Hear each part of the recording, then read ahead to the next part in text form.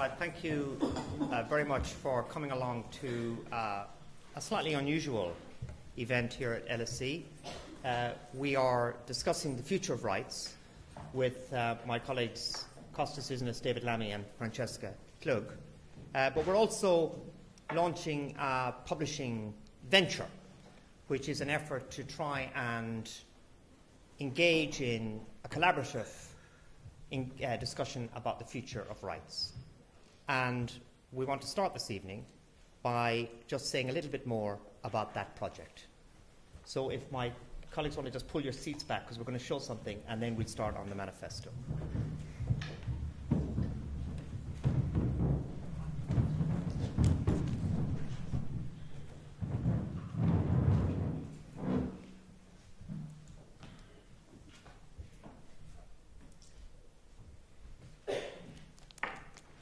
Welcome to the RIGHTSFuture.com. I am Conor Gearty, a professor of human rights law at the London School of Economics in London, or LSE as it is more common. And this is an experimental web-based project which will be running between now, October 2010, and LSE's Festival of Ideas in February 2011. The subject is rights, more particularly human rights. What are they? Where do they come from? Do they truly exist? Do they have a future? In a moment, you will see, hear, or read my Rights Manifesto. I have a particular take on rights, and in this manifesto, I set out my beliefs and hopes for human rights, for the rights future. Then, from this Monday, I will be posting an essay on the web at the start of each week for 20 weeks. Each of these will develop my perspective further and deepen the argument that I am about to set out. But the project is not the usual thing of a writer writing and everybody listening. I want responses to my arguments, extra points, further illustrations, but also disagreements, corrections, and contrary points of view. Every Friday, I will be publishing a response to the reaction that week's Monday essay has provoked. So the book we will be launching in February will be a composite of all these inputs, a true publishing partnership. The site is open to all, whatever your age, wherever you are from, or whatever you do for a living. Please get stuck in, read and watch, and contribute as well if you feel able, but above all, enjoy.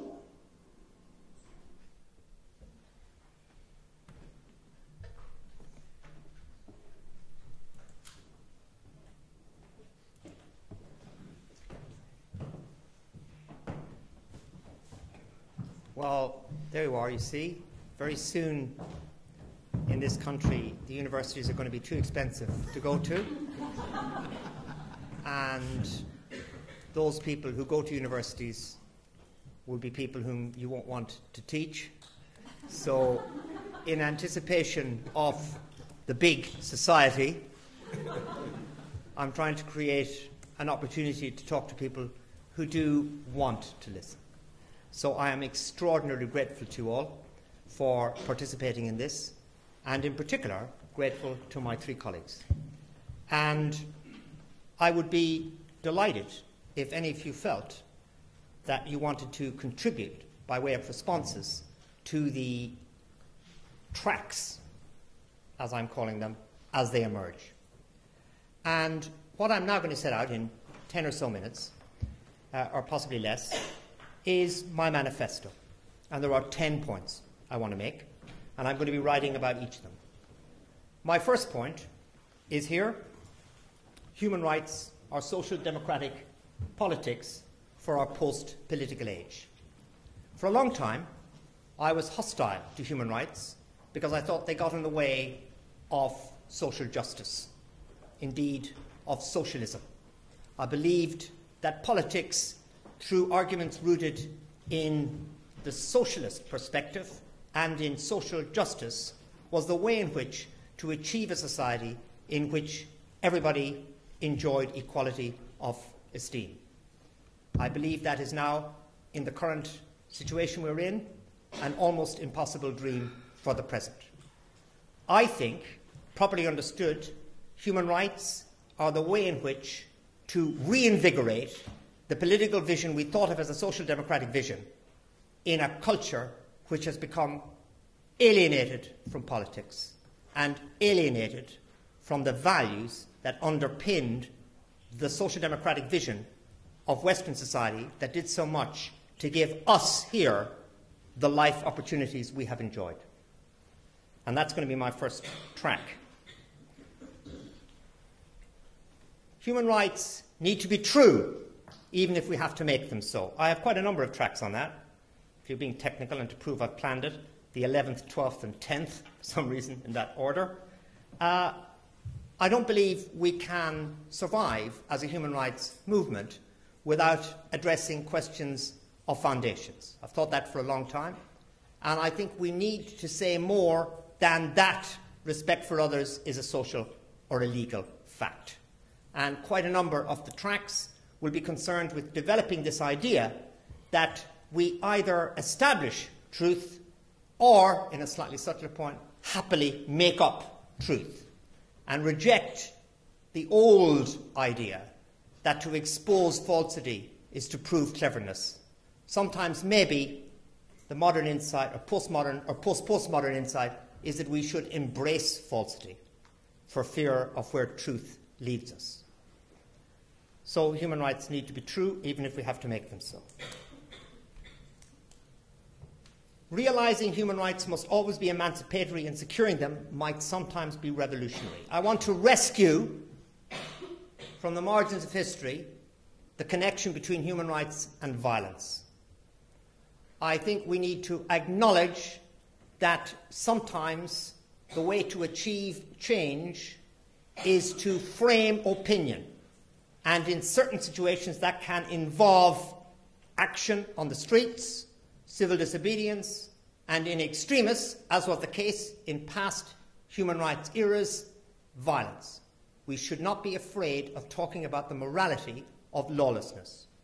Human rights must always seek to empower the powerless, to emancipate the weak, or it's not a subject worth engaging in. Labour rights are essential to human rights, another marooned and marginalised aspect of our contemporary culture. I have a track, which is the fourth one, which is called Up with the Unions. Why should the public sector be so embarrassed that it has associations and can defend itself when it's now regarded as completely normal in the private sector to exploit workers without fear of retaliation? We need to refuse to accept the orthodoxies of global capitalism and manoeuvre ourselves into corners where it's regarded as eccentric to be able to engage in collective negotiation about wages, because wages are a route to a better life. So let's not be afraid of the unions. This is a dangerous one. The great religions are more friend than foe to human rights. My son attended a protest meeting on the visit of the Pope because all his friends in school were so excited by the Pope's visit. In a negative way, they protested, even though he's a good Catholic. And I sent him a text message. I said, remember, it's prayer, not protest. But he came back and he told me he'd done his best because he had, in fact, tripped Richard Dawkins. He hadn't done it purposefully, but he had hailed Mr. Dawkins on his way to a protest meeting, and Mr. Dawkins had stumbled. So the trip is a slight exaggeration. So I think we need to stop viewing people who critique contemporary materialism as enemies. We should focus on what they bring and obsess less about those aspects of their engagements of which we disapprove. The critiques of capitalism which are coming out of major religious faiths in the right enlightened hands across the faiths are powerful. Certain forms of religion are shocking, it's true, but certain aspects are tremendous. And we haven't got enough cultural resources available to say no to them because we disapprove of this or that policy or this or that record. In taming counterterrorism law, human rights has the chance to renew its soul. I've spent a lot of time in my life thinking and writing about counterterrorism. And I think that human rights needs a good fight. And it's a fight, actually, in which it seems to some extent to be winning. It's a fight which asserts that counterterrorism is not a formula which maneuvers you into a defensive position from which there is no escape. We need to go on the offensive. And we need to stop being embarrassed and anxious about positions which just a decade or two ago were common sense. It's a staggering fact that the British state coped with IRA violence without extending detention beyond 7 days. I remember fighting against 7-day detention, which was regarded as shocking. I even remember fighting against 4-day detention, which was regarded as obscene, for those of you who remember the Police and Criminal Evidence Bill of 1983. Why should I now say that 14 days is somehow sensible, or 28? We need to stop being manoeuvred into positions by power. Human rights can build its energies off the back of a critique of terrorism. Rights are for more than humans. I think we need not to run away from the breadth of our subject. And if that includes addressing other species, levels of cruelty, but also deprivation of chances on the part of those other species, we shouldn't be afraid of it. I've even got a track, borrowing from a great article by an appropriately named man called Professor Stone, called "Should Trees Have Rights?" We need to think imaginatively about what progressive language can do for the challenges of the present, and put other people on the back foot, to use a cricket analogy. The powerful should be made to need human rights, but they should never like them. It's very worrying to me when a corporation finds it valuable to have human rights. I like them to find it necessary to have human rights. The truth of the matter is, big corporations are like governments. They have coalitions of interests, and many, many people in big corporations are absolutely idealistic and positive in their commitment to human rights. But corporations are tyrannized by economic necessity. And we need to empower those within corporations who are at odds with the economic mission that dominates that corporation. And we must make it inevitable that corporations engage in human rights as a defensive act for fear of what will happen if they don't. But we must never allow them to embrace it fully, or we will know that we have destroyed our subject. It must be at odds with capital. But that is not to say that corporations cannot do wonderful work by embracing human rights. Wonderful work, and some big corporations do. I think more and more we need to bite the bullet of self-determination. We need to say there is an important story out there called the rights of peoples, but it is not our story. It snuck into the International Covenants in 1966 as a result of a sense of it hadn't been missing in the 1948 period and the Universal Declaration and the Charter and so on.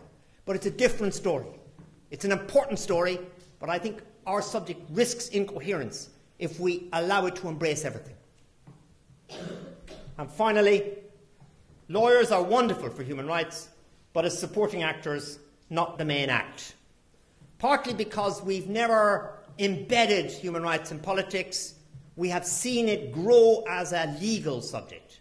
And we need to acknowledge the virtues and power of that, but recognise also the pitfalls. And there are a number of tracks, there are 4 of them on that. One of them is called Resisting Law's Empire. Another is called Save the Human Rights Act. I'm a big fan of the Human Rights Act in Britain because it connects politics to law, connects human rights to the political sphere. So these are my 10 manifesto pledges. Like the Conservative Party's pledges, they will definitely happen. This is my programme for government. And these 10 produce these 20 tracks, which will be out on a Monday. It'll stand or fall by interaction. And what I'm hoping is that people reading them and seeing me introduce them will be interested in engaging and challenging, etc. And it's in that spirit that I'm thrilled to have the 3 first choices to share this event with me along tonight. my good friends and colleagues in the field, and I would like, first of all, to ask Professor Costas Douzinas to add his 10 or so minutes. Okay. I don't know if he needs much introduction, other than to say that he is a fantastic advocate of human rights and ambiguously committed to them in the same way as myself. Ambiguously, yes. Thank you very much.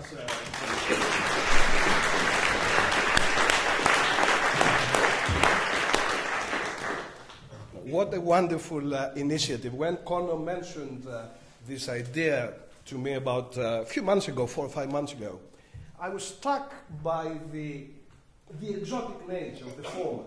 You know, this idea that he would be writing chapters and people would comment and then he'd go back and rewrite them and so on. And I was trying to think about the history of something like that. And I had a couple of ideas, but they were not gelling together. And then this morning, going to work, I passed through Doughty Street.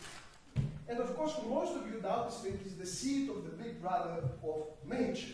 It is the big brother of radical loyalty. But then some of you would also know that Doughty Street is the seat of Dickens' house. It is a wonderful museum, the house of Charles Dickens, and then it all came together. Conor Gearty is the postmodern Charles Dickens. He's the Charles Dickens de nos jours. And what do I mean by that? Those of you who have done your English at A level and so on, you remember that most of the novels that Dickens wrote, and he was extremely prolific, as you know, were written by means of monthly installments in newspapers. He started in the 1830s, the Pickwick Papers, 20 monthly installments in the Morning Chronicle. And then he had an argument with the publisher of the Chronicle. He moved to other publishers. He set up his own publishing house, but that failed. Think about that, Conor. And indeed even published Bleak House of all things, in 26 installments between the March of 1856 and I think the December of 1867. So he was very much into this idea of writing by installments. The idea that this novel, a bit like EastEnders today, you know, where you have to create a sense of excitement at the end of each episode so that people are going to go back and have a look at the next. And of course, as we all know, and that applies fully to Conor, Dickens was obsessed with the business of social justice and the iniquities of law. And it was this idea of the iniquities of law that brings to mind the second obvious person that is linked, not necessarily historically, but theoretically, with Conor's enterprise, and that is Ronald Dworkin. Ronald Dworkin has told us that the common law is like a chain novel. It is a novel, it is a joint enterprise between authors, the common law judges, who look back at the precedent or the statute or the constitution or whatever, and they add a new chapter in every case that they decide. And this idea of adding a new chapter is supposed to give a certain, as a novel, as part of an authorial enterprise, is supposed to give a certain coherence to the law, to make law, as he puts it, be the best that it can be, to show society and the legal system in its best possible light. That, of course, does not say very much about the iniquities of law that Charles Dickens and Conor Gearty are interested. And then the third name comes in, and that is Subcomandante Marcos, the leader of the Zapatistas in Chiapas. You may have heard that about 4 years ago he wrote a chain novel with perhaps the best-known Mexican crime novelist, Paico Taylor. The novel was called Awkward Murders, and in that novel, where Marcos wrote the first, third, and fifth chapter, the other guy the fourth, second, fourth, and sixth, he presented his coming out of academia, becoming a guerrilla, eventually guerrilla leader, and the way in which the legal system and political power in Mexico treated him and tried totally to annihilate both himself and his ideas and so on. And I think three names, Dickens, Dworkin, Marcos, in a sense represent, it seems to me, what is absolutely brilliant about Conor's idea, with one, perhaps, little change or little improvement, that Conor is asking people to contribute, to comment, even criticize his chapters, and then he would take those into account. Of course, as Conor knows, both he and myself have been writing in the Guardian newspaper and got some pretty abusive comments over there, so I don't know what he's going to do if people start abusing him again in his new blog. But of course, Dickens was very much like that. You know that he wrote two alternative endings for Great Expectation. And the old curiosity shop, which is just around here, you know, he decided to kill Nell only at the very last minute. He didn't know what to do with the little Nell, and eventually he killed the character off. So the question is, will that introduction of the public, of the bloggers, those threads that are going to follow from Conor's chapters and introductions and so on, how will they respond to the ideas? And to what extent they would be, as it were, absorbable within the body of the world? Would they be, in Dworkinian terms, a chain novel that shows human rights as a coherent discourse and practice that is all to the good? Or would they introduce the Subcomandante Marcos idea that there is something strange about human rights?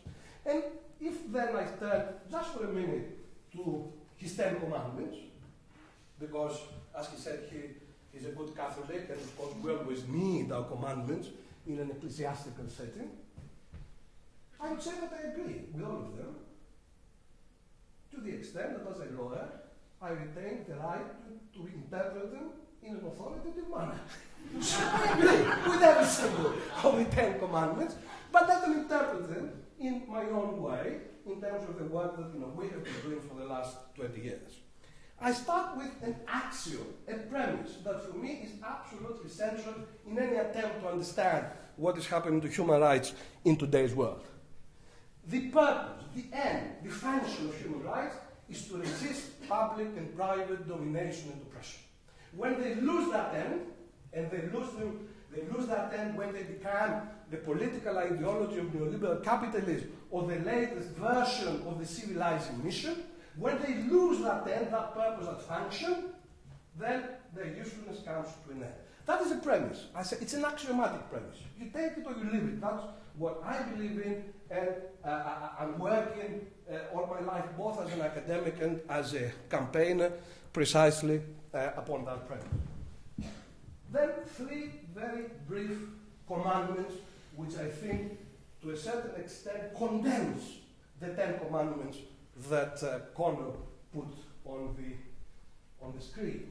The first is this: the idea of humanity, of a universalism, of a universal equality that permeates the whole practice and discourse of rights, has always been followed by a history in which humanity, the idea of humanity, has been used in order to distinguish, to separate between the fully human, the lesser human, and the inhuman.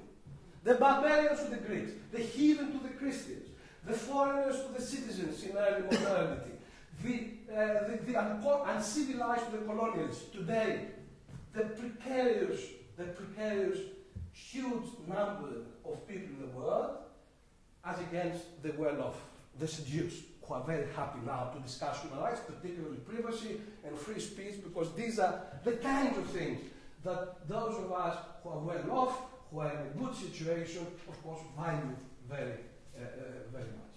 That was the first principle.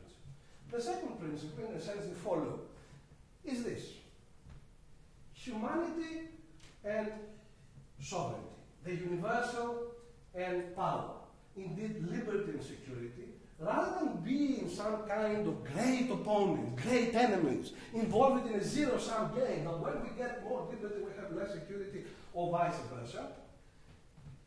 And in reality, in terms of my own kind of theoretical and political analysis, part of an amalgam, you can call it an amalgam of power and morality, sovereignty and rights, and each epoch, each historical epoch and society that we know of displays, brings together a particular configuration of this amalgam of a particular type of power, a type of organizational sovereignty, and a certain morality, rights today, and so on. So it is highly problematic to get into that rhetorical game of freedom against security. And if I were to say one word in relation to our debate today, to the extent that the principle promoted by all the major positions within the liberal discourse of contemporary Britain is that of freedom of choice. We are free to choose. And of course, we are free to choose in that sense to be happy, to be the one, to be me, to be the center of the world. There is a duty on the state to provide the necessary means for this happiness, for this health and fitness and well-being to become realized. If that happens, and for that to happen, you need necessarily to control, to discipline, to organize both the social and the individual order.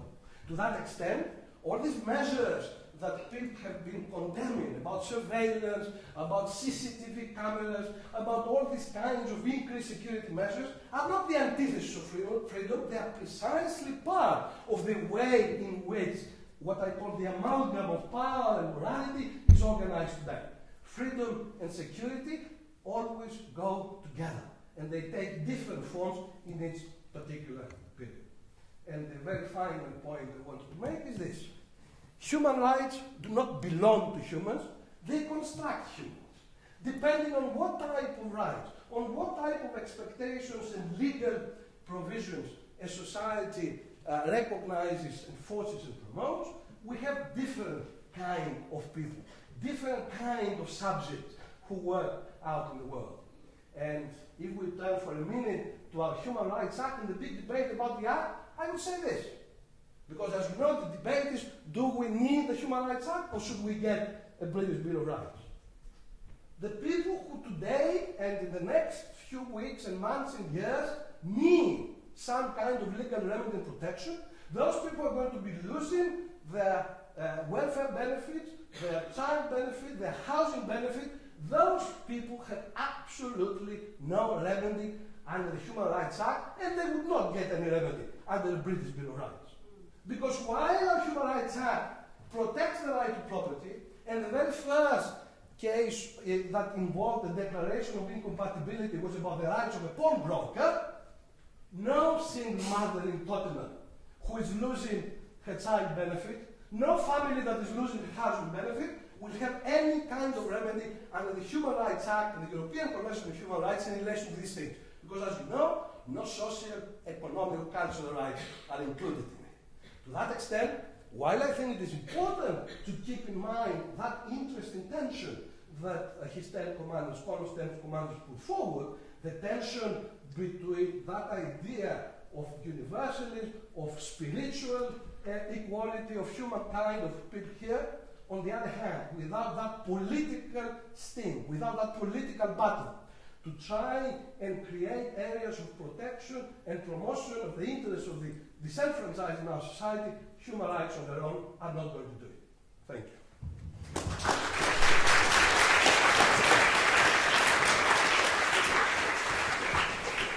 Thank you very much, Costas. Francesca Klug is Professor Research Fellow here at LSE, Director of Human Rights Futures Project. I've worked with Francesca for a very long time. I wouldn't be at LSE without Francesca, and it gives me enormous pleasure to welcome her here and to thank her for all the support she's given me on this subject over many years, and to give her the floor. She was muttering, not true, during part of Professor Douzinas' comments, so she will now have an opportunity to react to that and indeed to the future of human rights. Francesca.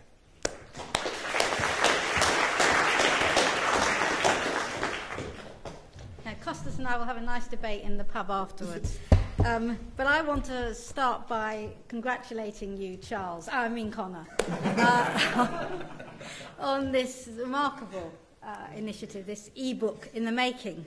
And I want to congratulate you for 3 reasons. First of all, I think it's in tune with the zeitgeist, isn't it? I mean, as you alluded to, this is all the making of a big society project. It has opportunities to vote on propositions, write your own chapters, involve schools. And second, I want to congratulate you on fulfilling one of your ambitions, because I know that throughout your life you've always quite fancied doing a Marx versus Engels and having your own manifesto. And finally, you've achieved it. But the ingenuity of this project, I'd like to tell you in the audience, is actually very characteristic of the author, whether you call him Charles or Conor. Because over the years, he's always pushed rather than nudged all of us to challenge orthodoxies and scale new heights. I've known Conor for more than 20 years, and we've been close colleagues for most of that time. And I can tell you that his sheer passion, commitment, and genius has been a huge and inspirational influence on me and my work, but much more importantly than that, on the many students who've passed through his doors. And third, I want to congratulate you on the timing, because this launch coincides almost exactly to the day with the introduction of the Human Rights Act 10 years ago. And it's a fitting anniversary present, in my view, because it asks us to reflect on what human rights are and where they're travelling to. Now, if we think back over the last decade, it's quite extraordinary what changes there have been. I mean, Conor, your hair was, how can I put it, slightly darker than it is now. I didn't wear glasses. iPads were what you wore on the aeroplane when you wanted to get some sleep. E's were more associated with hallucinogenic substances than books. And conjure this, 9/11 was still just 2 random numbers.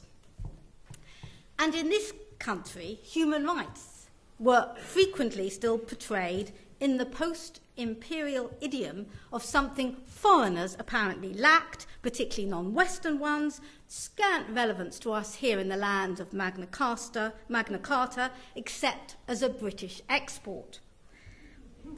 But now, since the Human Rights Act, it's hard to open a newspaper, isn't it, or listen to a debate or be involved in any kind of political struggle or discourse without human rights entering it. With such prominence has come a backlash, of course, so that it's become almost impossible to distinguish myth from reality. For example, the myth that there's never been a case under the Human Rights Act involving the withdrawal of benefits. That was a little dig, Costas. Opinion from fact, vested interest from moral outrage.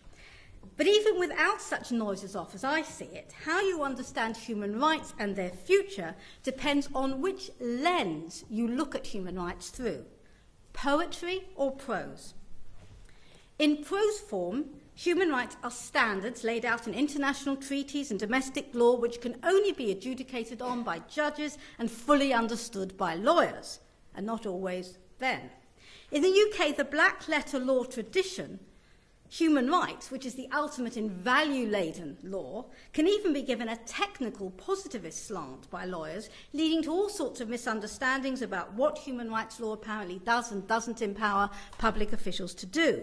And now you've heard it from me, Christmas is not banned under the Human Rights Act, and nor are wanted posters for escaped convicts, although most of the population now think that's the case. But at the same time, it is the translation of the idea of human rights into law which gives it its bottle. This is the source of any measurable impact of human rights over the last century, last half century and more, both here and the globe. Without the law, the human rights wouldn't have teeth.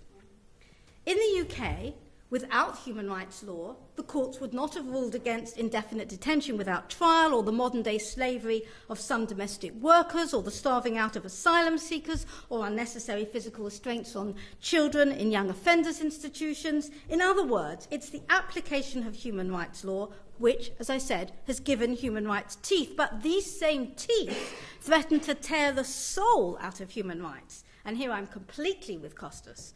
When, in the tradition of Hobbes, Kant and Locke, human rights are presented as an absolute truth above politics, above human engagement, above even human judgment, yet aimed at human emancipation. It doesn't add up.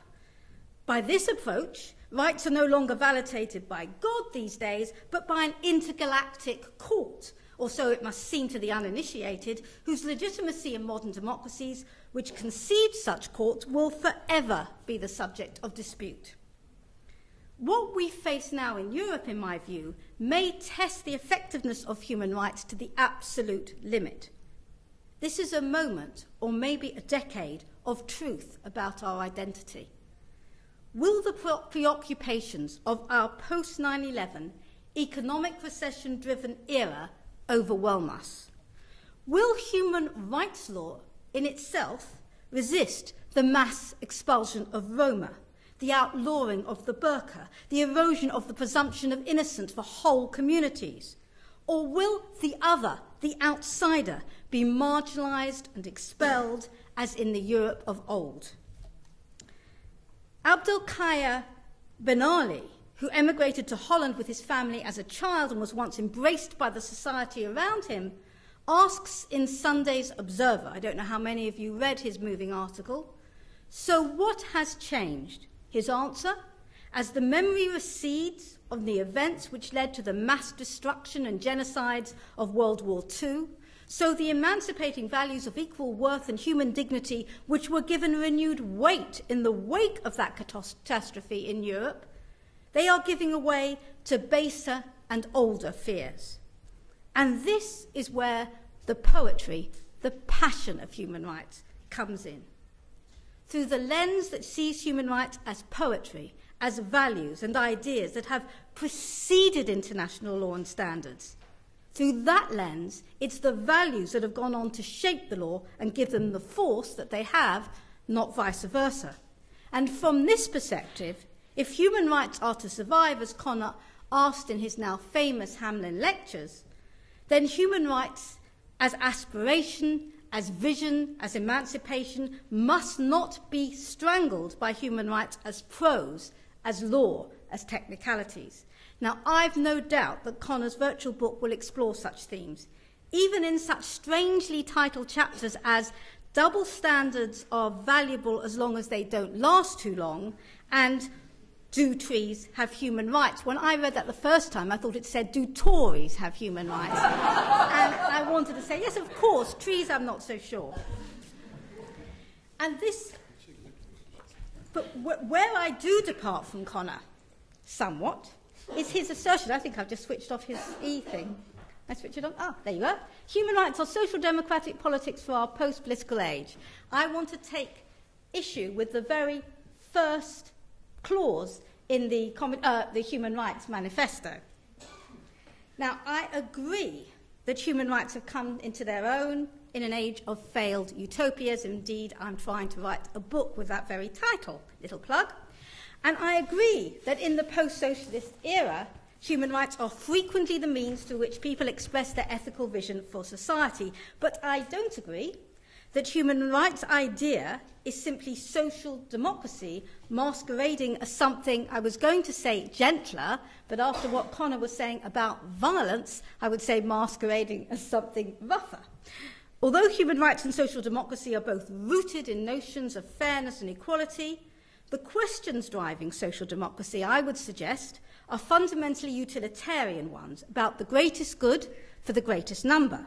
Now, whilst the 1948 Universal Declaration of Human Rights was shaped as much by socialists and social democrats as by liberals and libertarians, it represents two crucial departures with traditional left thought.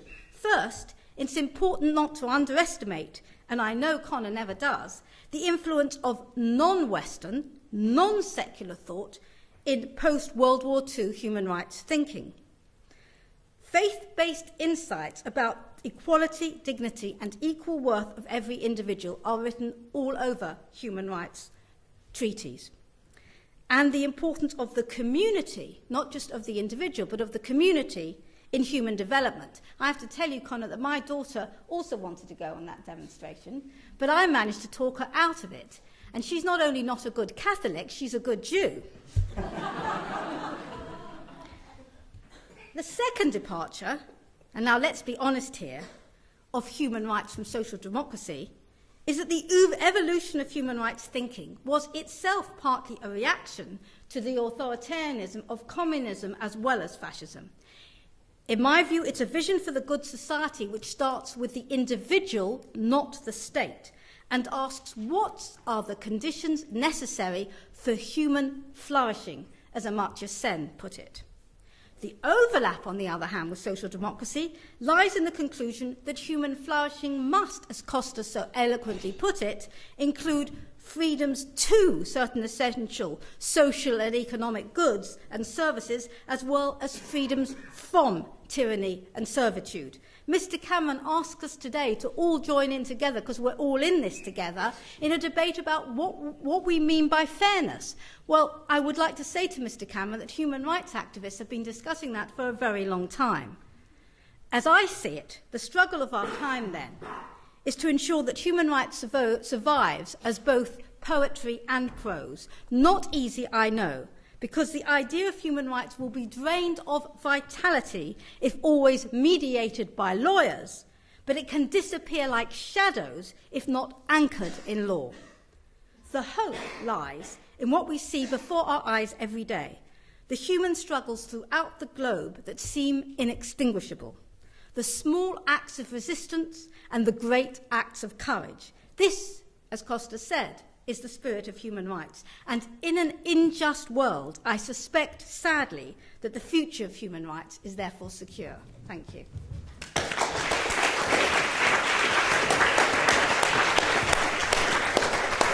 Thank you very, very much, Francesca. I used to run the Centre for the Study of Human Rights here at LSE for a number of years, 7 years, and it gave me many abiding images and memories which are very positive ones.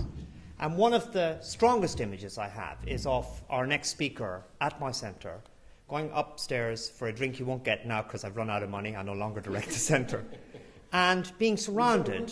Stop barracking me, Costas. And I'm being surrounded by our students. And I am especially pleased to have on the platform tonight a politician, because I have, as part of my belief, that human rights needs to be less afraid of or superior to politics. And I am so pleased to be able to welcome back to LSE David Lammy. David.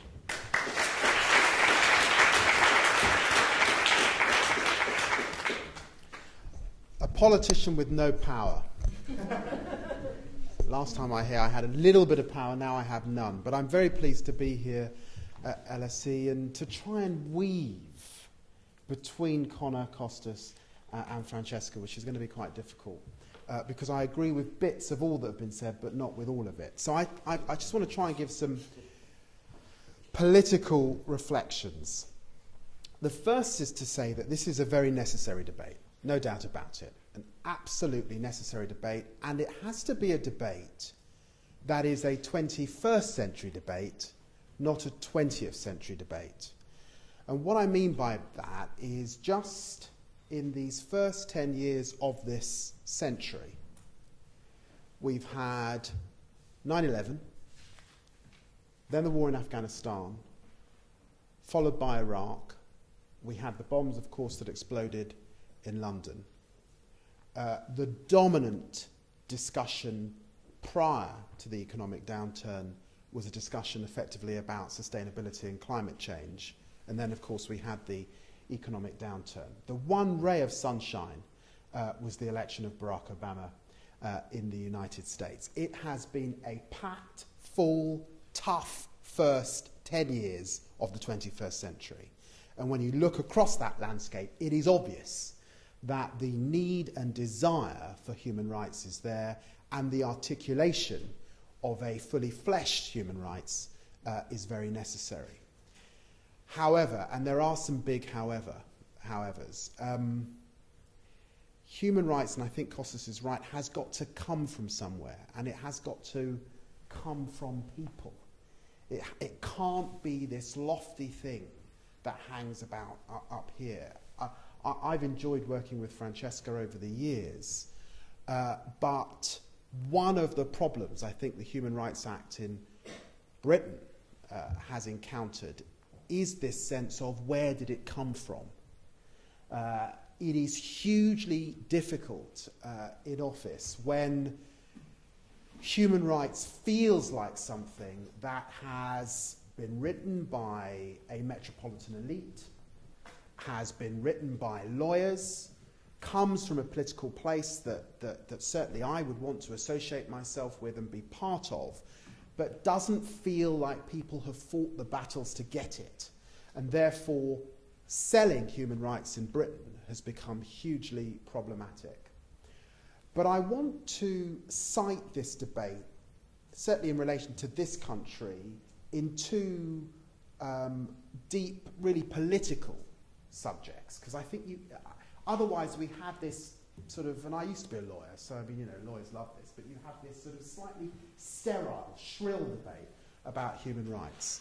And I think the two real ideas that matter are liberalism and a growing debate, certainly in this country now that Labour's not in power, about statism or labourism. Now, in relation to liberalism, I stand here as a black man. When my mother arrived in this country in 1970 off a plane in Gatwick, her first experience of being in England was being strip searched.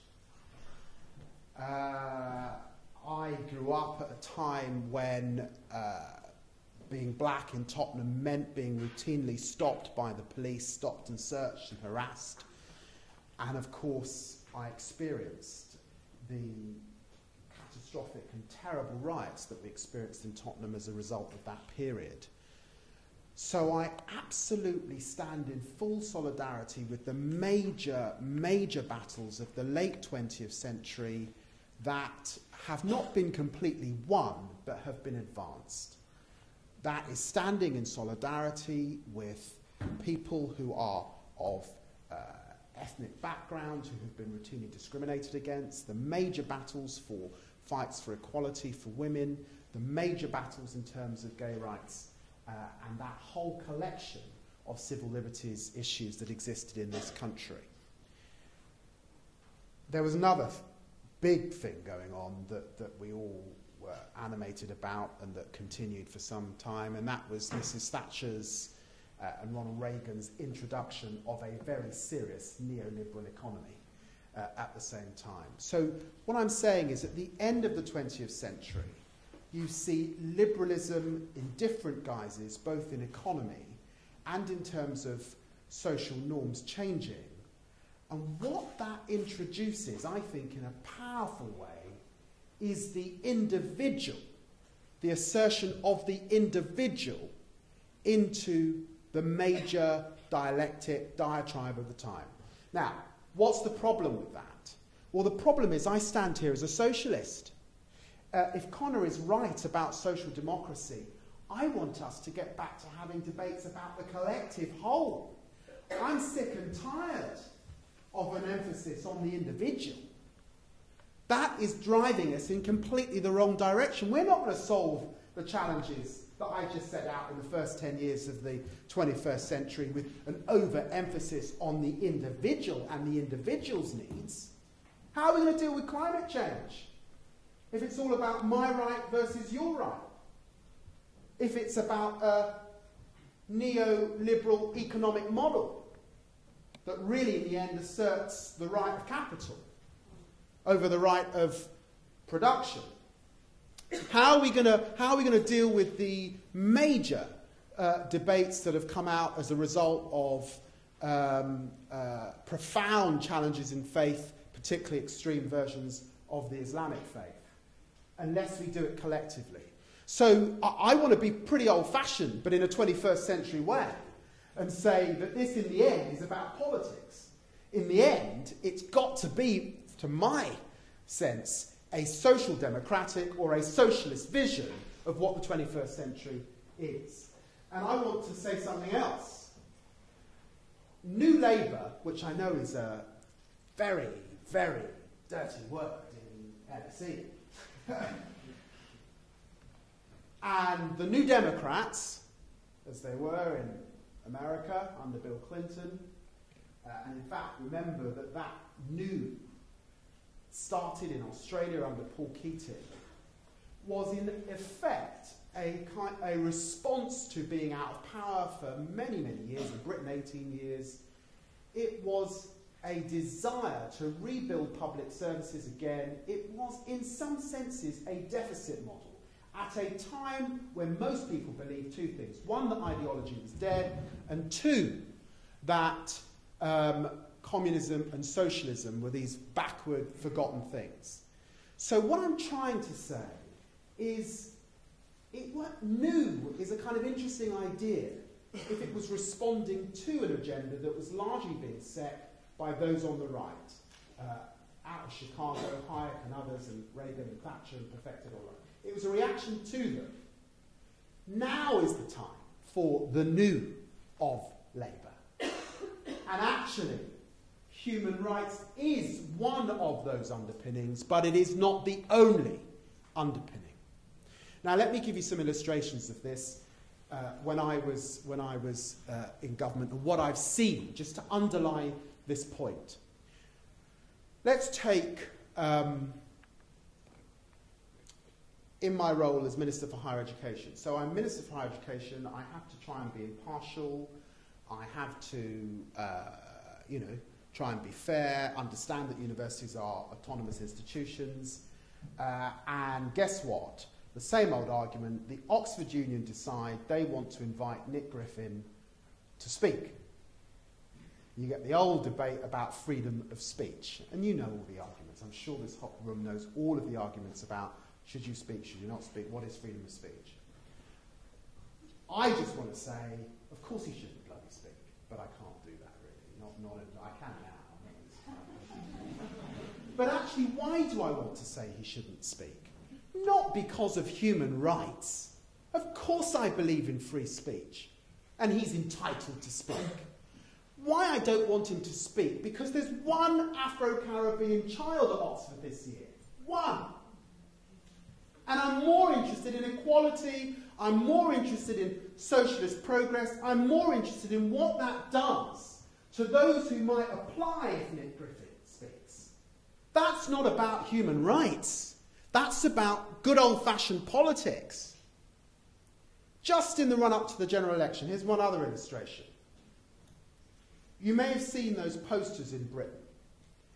My right to, we were celebrating the NHS and 50 years of the NHS. My right to an appointment. My right to see my doctor in 2 weeks. My right to sue my doctor. I know they didn't put that on it. The point is this. The NHS, that great invention, should not be reduced to a collection of actually quite arbitrary rights. It is essentially about obligation. And that gets you to this other profound debate that we must have about statism. It's what happens when liberals start to lose the plot on enforcing and imposing rights on their population and moving, as Costas indicates, way beyond understandings of human rights. So that we in government introduced a new right that pensioners could not live in fuel poverty, but then in office didn't achieve that goal because we ran out of the money to do it. Now this is insane. We cannot impose new rights one after the other. They have social consequences. I grew up in an age where Esther Ranson led a fierce campaign against child abuse, led to Childline. It led very much to a period now where we assert children's rights in a major, major way. I think many of us who thought that that was a good thing would not have imagined the bureaucracy that the state would drown you in if you want to take a group of young children on a trip and the CRB checks that must flow from that. That is an abuse of rights. And I heard her on television. She was challenged and she said, if one child's saved, it's worth it. No, it's not. Not if 800 in Tottenham could not go to the seaside because the teachers could not pass the CRB checks in time or the church group couldn't, all the rest of it. So we do need this profound discussion on rights at this beginning of the 21st century. But let us determine what human rights are and what they aren't. Let us not be lazy on the left. We have to be a lot better and more articulate than our colleagues on the right, who will always in the end reduce any debate to selfishness, me, myself and I. We have to be wary and concerned about the overemphasis on the individual. We have to assert obligation and responsibility. And in these tough economic times, we have to remember that there actually is an opportunity to take rights from this lofty legal thing that I learned down the road at SOAS and across the waves at Harvard to something that is felt and is very human. People in this country are going to suffer hugely post October the 20th. You know, let us be absolutely clear. Some of the changes to our benefit system could lead to serious civil unrest, I believe, in this country.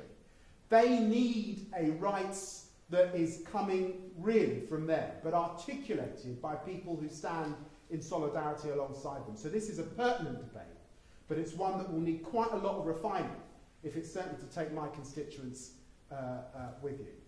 Thanks.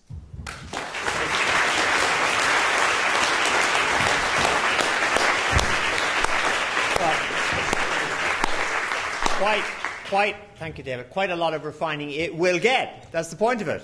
And already the refinements have begun. Now we have a few minutes before we close up, and I would very much appreciate some interventions from the floor. We have a hand up already. We have another hand up. That's excellent. We have microphones, and I'd like you to say who you are if you feel you can, and also what you are, a student or member of the public or whatever. And then it can be a question, it can be an observation, whatever. I'll take a couple and then I might catch another eye. I've caught another eye over here. And so we'll take those three and then we'll briefly deal with them. Sir. Bernard Keenan. I'm a former student of Conor's and I actually work in Tottenham at Wilson Solicitors, so I'm familiar with a lot of the stuff you've mentioned. Conor, I mean, the first thing after hearing your 10 points on the manifesto, I was sort of thinking back to when I was in your class a few years ago, and it seems you've changed your position quite radically. And choose the word radically because, you know, I remember bringing up the question of violence and being very quickly sort of shouted down by you, I think, at one point. But maybe that was only in a legal context. But and also economic rights, and I'm just wondering why that is and what has led to that change. But just more generally, I think that the what's come up again and again is this need to have human rights anchored in some sort of political reality.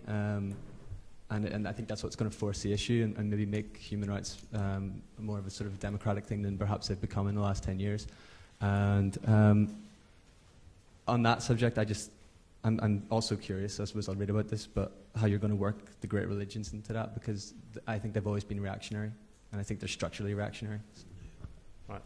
I want to make sure you're finished, Bernard. I want you to say in a year's time that I shouted you down, so we want to just clarify the concluding point. Excellent. Now, that's the kind of way I handle people in class. I don't know what he's talking about. There's another gentleman up here, and then there's a person here, and we'll take the three. My name is Gunnar Beck. I teach EU law at SOAS, and EU law is a bit like human rights now. It's inescapable even in a place that's devoted to the laws of other continents. Now, I've got two questions. I've got a comment, really. Someone once spoke about or wrote about two concepts of liberty. It seems that much of what was said today seems to distinguish, in a sense, impliedly, between two conceptions of rights. One is where right is used almost as a synonym for value, so it would include claims that are more traditionally associated with the notion of equality, satisfying basic needs and the like. So rights that would incorporate a profound social democratic or socialist dimension. So here, right is really a synonym almost for value, and I think it's been linked very helpfully to the idea of human flourishing. So it's the presuppositions for a good life, and clearly material well-being is part of it. So it's a bit unclear what the term right adds here. It could add rhetorical force. That's about it, I fear. And then secondly, there's a conception of rights which is the more legally common one, where rights are enforceable in the courts. There the problem is that traditionally human rights charters favor what are called negative or civil rights, and they don't accord the same status to social and economic rights. There's another problem associated with that notion, namely that even if judges are called upon to interpret rights in a more economically egalitarian fashion, what usually happens is that they don't, and that they are progressive only when such rights come cheap. I would argue somewhat provocatively that is perhaps why the judiciary is rather liberal when it comes to sexual matters. It usually doesn't cost very much to be progressive here. So rights, the judiciary favors rights, amongst other things, when they come cheap. Now, there is, of course, a reason why the judiciary thinks like that, because they don't like to get engulfed in political controversies. If one is too generous here, there's a problem too. How would one satisfy every possible claimant? So given that there are objective constraints on the enforceability of social and economic rights, just as there are objective constraints on the enforceability of such political claims, well, what is the alternative view to rights? Is it just rights as values, as a rhetorical device to add something when those claims appear to have become less fashionable? Well, I think I'll stop there, because I think that's something I might be asking some of our colleagues to deal with as well. That is an observation. And we had our, thank you very much, and third, and then the panel, and then another round. Hi, my name's Dan Layton. I work at the think tank Demos. In your presentation, Conor, and in some of the responses, there was a sort of suggestion that democracy and human rights are, in a sense, sort of a synonym for each other, or are directly analogous. But at the same time, you said that human rights advocates should stay away from the right to self-determination. Do the panelists generally, and you in particular, see there as being a tension between the particularism of democracy rooted in a particular community and the universalism of human rights? There's a claim, I mean, one of the, I suppose the most effective claim to sort of reconcile them, in my mind, comes from someone like Habermas, who says they're coeval with each other. I'm not sure that necessarily gets at the problem that there is a fundamental tension between the two. And either you take a sort of Dworkian perspective and say, well, rights trump because they just do, or you somehow have to go at the tension at the heart of that and wrestle with that. And I don't think it's recognised in those clauses there. Yeah, right. Thanks, Sam. I'll directly deal with you, or answer you, not deal with you. And then I'll go to the panel, and I'll finish off with Bernard, with whom I will deal. I think what was interesting about reading about people who believed in democracy in the 19th century, they really believed that it would solve the problems of justice. And there was a kind of naivety, which is admirable, but which is impossible today. And then when you read about self-determination of peoples, there is a similar sense that the achievement of nationhood will bring the solutions. And therefore you see in the first article of the two of the International Covenants in 1966 a commitment to the right to self-determination. And a sense of that being a project which is worthy in itself and productive of solutions. And that is also untenable today.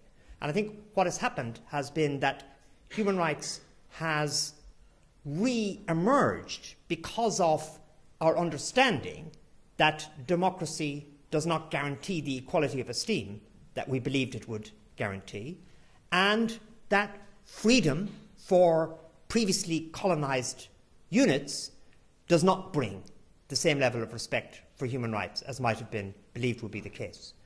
The tension is there, unavoidably so, which is why I think something like the Human Rights Act works, because it does not seek to contradict the democratic will with a judge's view of what human rights is, but rather provides an input into the culture's understanding of human rights, which hopefully affects the culture in a way which makes less likely the attacks on human rights that that culture might engage in. Now, I think our society is changing, and I think our commitment to human rights, which is 10 years ago this week, as Francesca reminds us, is from another era. And I think these efforts to throw down controls on our behaviour from the past are becoming less and less successful. Look at President Sarkozy of France, who feels able explicitly to reject law which guarantees the rights of the Roma people. We could be at a point where majoritarianism, born of despair, born of the lack of respect we show ourselves, turns into anger at the other. I don't think judges can stop that. I think our culture needs to be revived in a way which makes it impossible. I wonder whether you might want to comment, Costas, perhaps, on the second question, and indeed David and Francesca, and anything you've heard briefly, and then I'll respond to Bernard, and then we'll go for another round. We're here till about 5 to 8, so we should get another round or possibly 2 in. On the second question, I wanted to say a few things about the point you made quite rightly, about the way in which there is what people call an inflation of rights discourse around. And I think some of the examples that David gave about some types of children's rights, I mean, actually one of the ministers of his government wrote about a couple of years ago that we all have a right to properly function in kitchen gadgets, that this is a great right. And one, I'll tell you later, one can laugh at this thing, but if you look, I mean, I come from a philosophical tradition, look at it philosophically, what is happening here is that within the liberal moral philosophical tradition, Dworkin is one example, but I think there are much more interesting people than Dworkin within moral philosophy. In a sense, what is happening is that they find a sociological situation in which our societies do no longer produce organically a sense of value that you mentioned. And therefore, rights, the idea of a right, not just as a legal right, but generally as a power that belongs to individuals and creates duties in others, men of the state, but now also in other human beings, in other citizens, duties to act in particular ways. That idea of right is becoming the building block of our morality. And then problems start. Because as we know, both from our history and tradition and our philosophy, morality is based on all kinds of things, including rights, but the main blocks, the main constituents of a living morality, of an active morality, are things like duty, sympathy, empathy, love, care for the other. All these other things that, of course, we know are being created within families, within neighborhoods, within communities, within churches, perhaps within trade unions, within communities that, as it were, organically develop ways through which we deal with other people. Once now sociologically, partly to my mind, because of the way in which neoliberal capitalism, late capitalism has developed, those kinds of sources and resources of morality are being weakened. And then you have, as a result, the overemphasis on the idea of individual rights, which are supposed to come in and replace that sense of morality that's going away. To that extent, I would agree, for example, about the importance of certain religions. I'm totally atheistic myself. But the fact that we need, that our societies need those other sources of creating value and virtue and the sense of duty, and of course rights do not create duties. It was absolutely hilarious when the last, Mr. Jack Straw published a white paper on a bill of rights, which he wanted to call a Bill of Rights and Responsibilities. And when he listed the kind of responsibilities he had in mind, he was saying things that people ought to serve in the juries, to help the police, to pay their taxes. And to be very nice towards public servants, the NHS staff, and so on. In other words, a combination of existing legal responsibilities, legal duties, plus a sense of civility. the sense of civility that's been undermined precisely because those sources of value, of morality, of being good to other people are something that automatically emerges, not imposed from outside and cannot be imposed from outside, is being lost. To that extent, agreeing fully with you, I would say that as we move towards a morality based on the conception of rights, not just legal rights, that wider sense of right, in which every I want X can eventually become I have a right to X, and this is happening quite widely, that is a society in which I would call it a society of exit from morality, of any kind of morality we can recognize, and that, as a result, of course, creates the kinds of problems that David and his government as ministers will have then to deal with. Right. Thanks, Costas. We'll have another opportunity to bring you in, but if you'd like to come in quickly now before we go for another round, David and then Francesca. But quickly, because we want to get another round in. Just to say that Costas is right, and to say that the area that needs exploration, it seems to me, think of the Democrats in the States running into problems, not being able to be elected, because they were seen to be ad hoc to special interests, as they would call them, in the American context. We on the left tend to be good, or we become very good at the individual right, we become very good at how to run a state. But these ideas around family, these relational ideas, we have been less good at in this last period. This is where you in this room need to do more scholarly work to help us, because it's that gives us the underpinning for human rights, and it's that that's been really lost, I think, in the national discourse. Okay. And Francesca, thank you. I just wanted to quickly comment directly on the question: is human rights a rhetorical flourish? And my response would be that yes, I think primarily it is. I think what is in common with all of us, what we've all said in common, is that human rights comes primarily from people and from political struggle and from aspiration and ideals, in which case, quite logically, human rights is a rhetorical flourish. But the question is, what is it trying to say? And I think what it's trying to say is found in two words, not just rights, but human. I think what it's fundamentally asking the idea of human rights is what is it that is necessary for human beings to be truly human? You know? Maloney's question, if I am a man, what is necessary for human beings to reach their true humanity? And my personal opinion is that nothing in the history of the 20th century, let alone the first 10 years of the 21st century that David described so graphically, leads me to the conclusion that there's been an overemphasis on the individual, I'm afraid.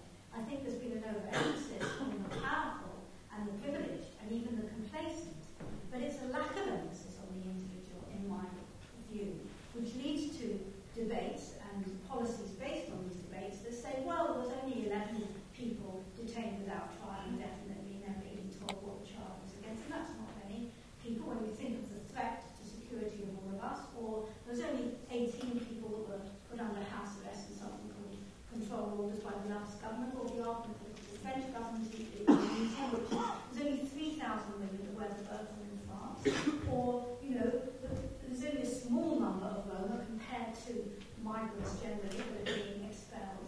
So I think it is not a lack of emphasis on the individual, which is the common, but a lack of emphasis on the I'm sorry. It's law, I have to say, it was in the end human rights law that challenged those policies based on the lack of respect for the individual, and it was politics, I'm afraid, that led to them. Right, David Lammy is now seizing the moment. This is like literally a sentence. I just have to come back because Francesca has used a very clever device.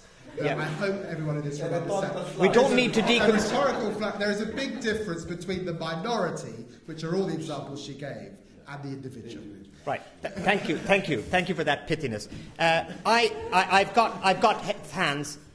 Social and economic rights, the best ways of producing the what is a man answer, I think.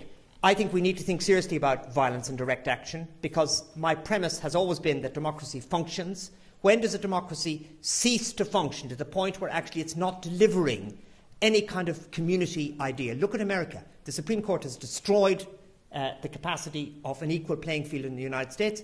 The November elections are being driven by money. when do we say there isn't a democratic system? And that's a very big question. Religion, I think, has been dealt with already. I'll take the lady who's right behind Bernard, right beside that, then this lady, and then Paul. If you're very, very quick, please. We have a few more hands up, including this gentleman. So can I ask you to say who you are and then move briskly on to your question? I'm Purna Sen. I used to teach and study here. I'm now head of human rights for the Commonwealth.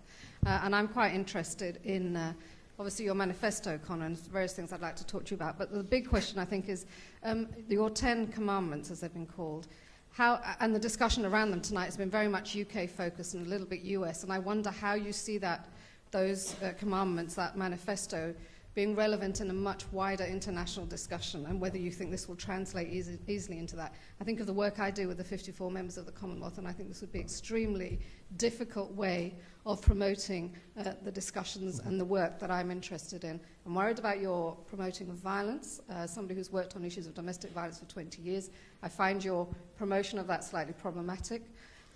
Okay, I mean, that's fine. We're now spilling into the conversation we're about to have, Purna, but excellent.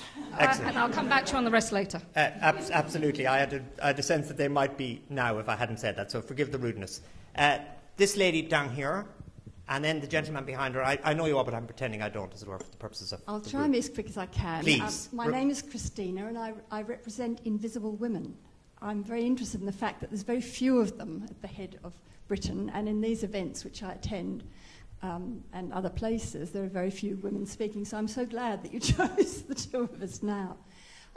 There's two things I want to quickly comment on. Rights are for more than humans, and it's a point that Costas made, I think, about the imperialists and the colonials, except that I'm putting in women instead of colonials, because I feel they kind of get overlooked. And when you speak of labour rights, I was really interested in what David said about one Afro-Caribbean at Oxford. I might choose another university, but I worked in Southwark for a long time and was very aware, particularly when Anne Owers was working with the Afro-Caribbeans who in '79 suddenly found that they were no longer Commonwealth citizens. So I think probably what I'm aiming at, and I'm going to just cut it short, education perhaps before labour. If you have an education, if you know what it is, if you know how to use your democratic, and not just the Greeks, but the women and the slaves as well. Thank you very much. And behind you... Yes. If you're very quick, we'll take you, sir. Yeah. Yeah, I'm Paul Burnell. I'm one of Conor's PhD students here.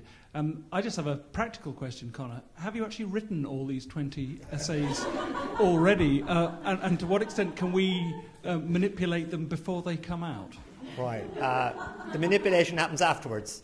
You, sir, and then just behind you, actually, and then we go to the... I'll speak, and then we go... Sorry, you're just too late. The chap behind you, actually. Yeah, you. Carry on. Very short, with who you are. Yes, Anthony Longwire from the Visiting Fellow at the Centre of International Studies here at LSE. I think the politics of human rights is absolutely central, and the vision of what it means to be human. But I wonder for you, Conor, and the other speakers, whether you think of human rights as something that is the minimum that is required for human beings to have any kind of basic existence as human beings, or whether it's a maximal kind of vision of what seems to be human. A lot of these things, particularly when we start talking about culture and education and so on, and the idea of human flourishing, are pointing to a fully fledged vision of what it constitutes to be human, which we're all going to disagree about all the time.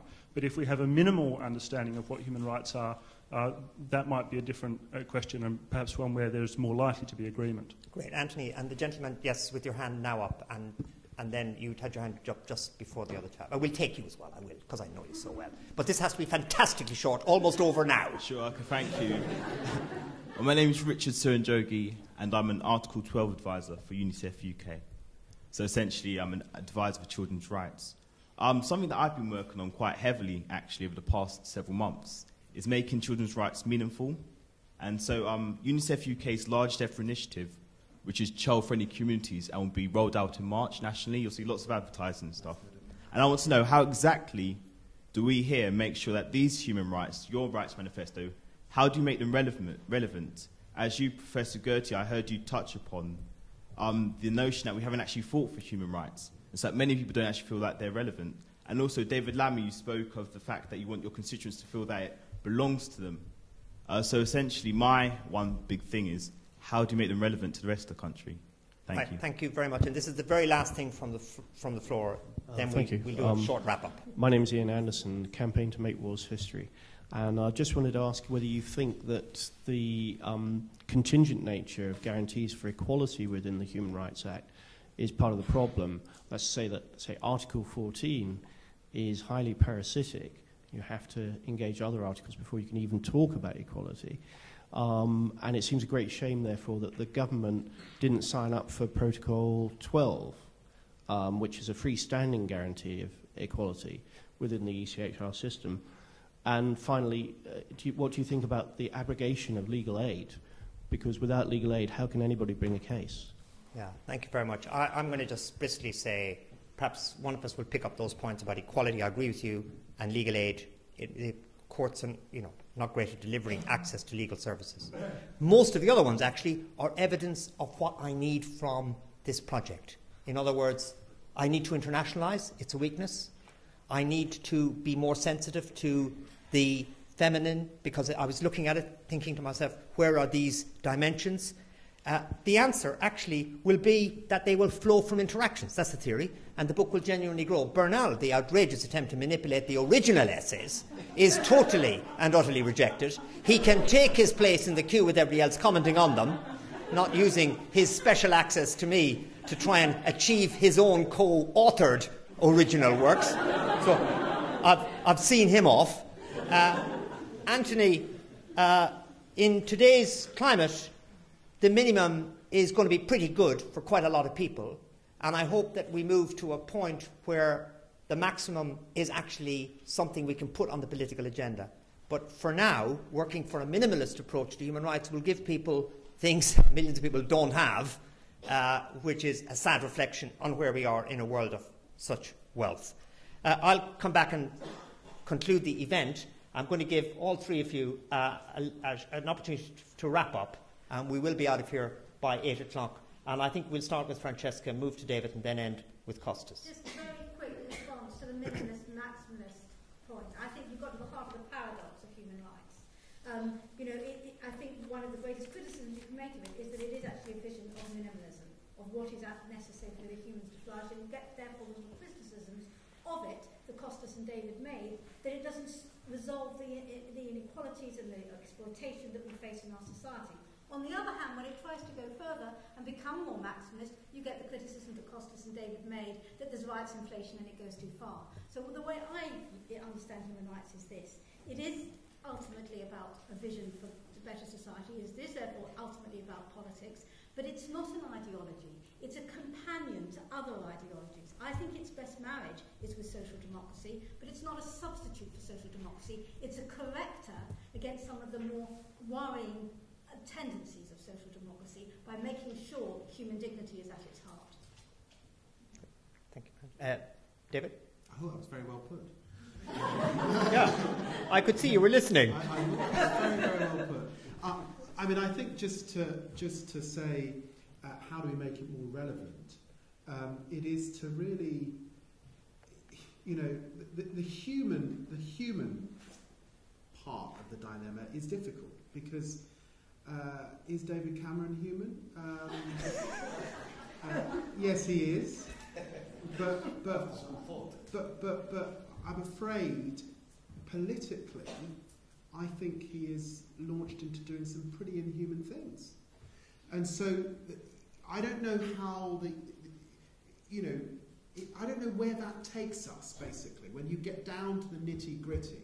So my just fundamental message is that human rights cannot be this lofty thing that is up here. It cannot be this atomized individual thing that's down here. It has to be relational.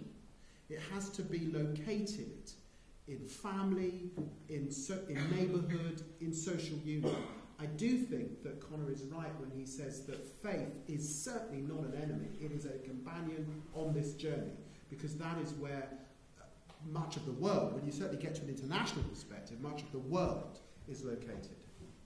And finally, before I wrap up, Costas. Indeed, historically, the idea of human rights and of the individual subject of rights is a secularization of the idea of the equality of the soul, or a Christian idea, with certain Jewish elements, but mainly Christian idea, and this is still absolutely central in the human rights tradition. The idea of the sacredness of life, the idea of an equality of people and so on, albeit a formal equality, is nothing more than the secularization of the universalism of the Christian religion.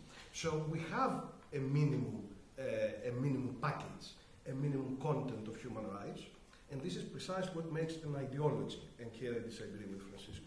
It makes an ideology because that minimum package, which is civil and political rights associated with the individual, with both a methodological individualism but also an ontological individualism, is so minimal, because social economic rights don't get into it, it is so minimal that get easily confused and complemented by basically the ideology of liberal capitalism that we have today.